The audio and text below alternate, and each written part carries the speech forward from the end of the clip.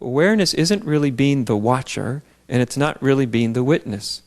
Both of those are things that egos do.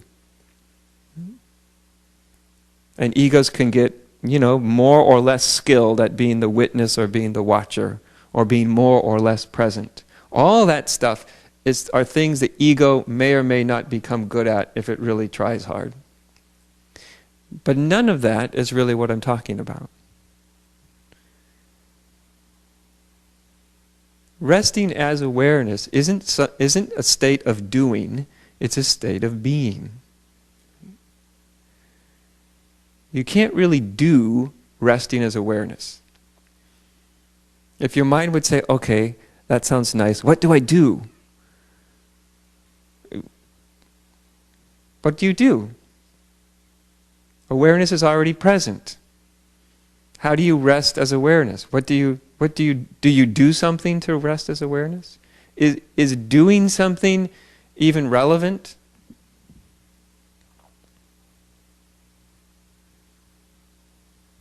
You see, resting in awareness is a state of being, not a state of doing. And so you also sort of surrender or relinquish the doer.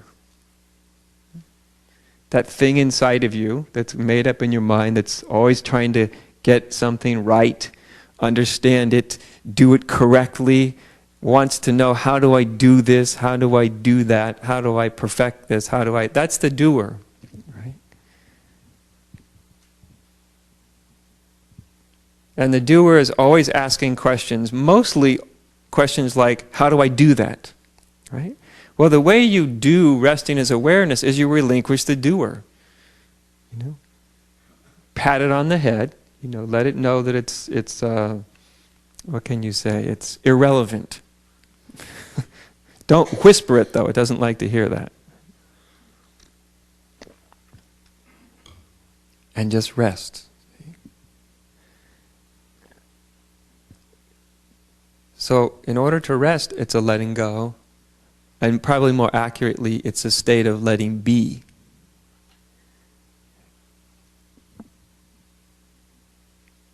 Because awareness, consciousness is letting be everything about right now. Your mind may or may not be in the position of letting everything be right now. Your mind may be trying to make certain things happen or make other things not happen anymore.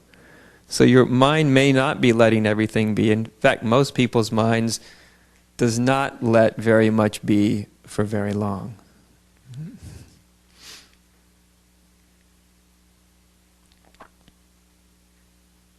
So in order to just rest as awareness, there's relinquishing the sort of the neurotic need to understand, and it's also letting go of the neurotic need to do.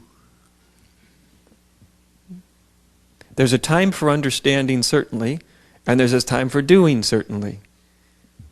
But in terms of what I'm speaking of, those are the first two things that just need to be relinquished. Right? Doing and the need to understand, the desire to understand. And then there can be a resting.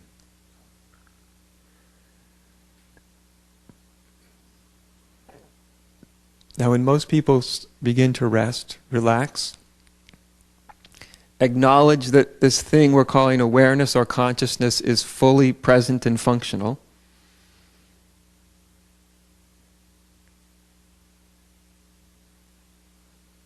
for most people it becomes difficult to rest for more than a few moments because their mind keeps trying to entice them. Like a seductor or a seductress. Like, no, see, if you really just understood this one last thing, you see, then you would rest so much easier. You really would, I promise. Just think about this one thing. Have you noticed that? Just think about this one thing. Solve this one thought, and then it'll be so much easier to rest as awareness. Isn't that what thought is often doing? It says, well, you did a nice job of resting for 5 seconds, but that was nice, but you see, there's this, it could be so much better. if you could just understand this or understand that, or ask, what do I do with it, and how do I do it, and how do I incorporate it into my life, and you see what I mean? It's a very, in one sense it's obvious, but it's also very subtle. That movement of mind that's always trying to understand, trying to do. But you don't do awareness. That's why the first word I use is rest. Rest as awareness. Because see, resting as awareness immediately gets your involvement out of the egoic mind state. It's not like you have to work a long time to get yourself out of the egoic mind state. Any instant you're resting as awareness, you can't do that as long as you're involved in the egoic mind state. In shouldn'ting, the neurotic desire to grasp everything conceptually, on and on and on and on, all the things that the egoic mind does. You can't actually rest as awareness for even a split instant and at the same time be in the egoic mind state. So as soon as you rest, automatically,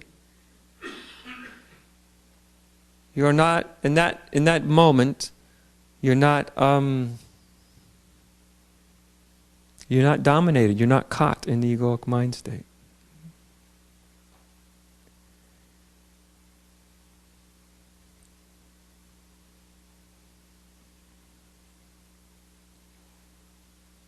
Now, as I often tell people, if you did this one simple thing with any consistency, that would be amazing. If you could do this one simple thing with any kind of consistency, any real consistency. By that, I don't mean necessarily you sustain it for a long time. That's not what I mean by consistency. I mean just not being lured into the mind trying to figure everything out, spiritually speaking.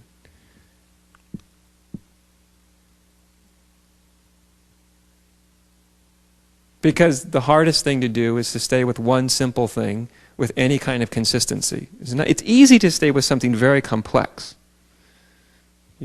I could give a very complex, complicated, intricate, possibly interesting, maybe even entertaining spiritual teaching.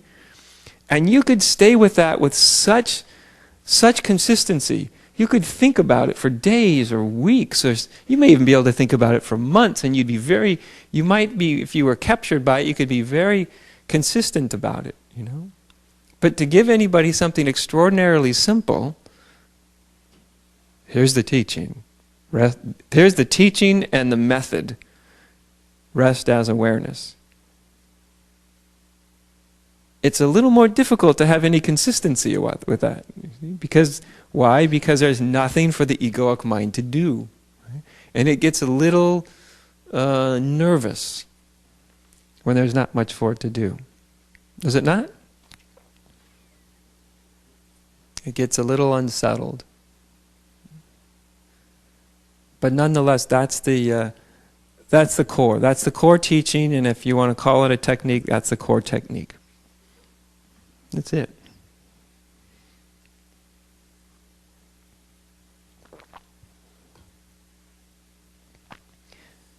Now, if resting as awareness actually happens,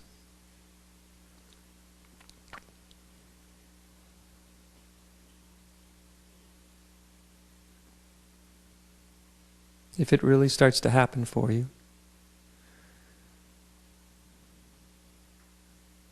then it's at some point it will dawn on you that you and awareness are not two different things. That you aren't actually somebody who's resting as awareness. That was actually kind of a notion, an idea of you.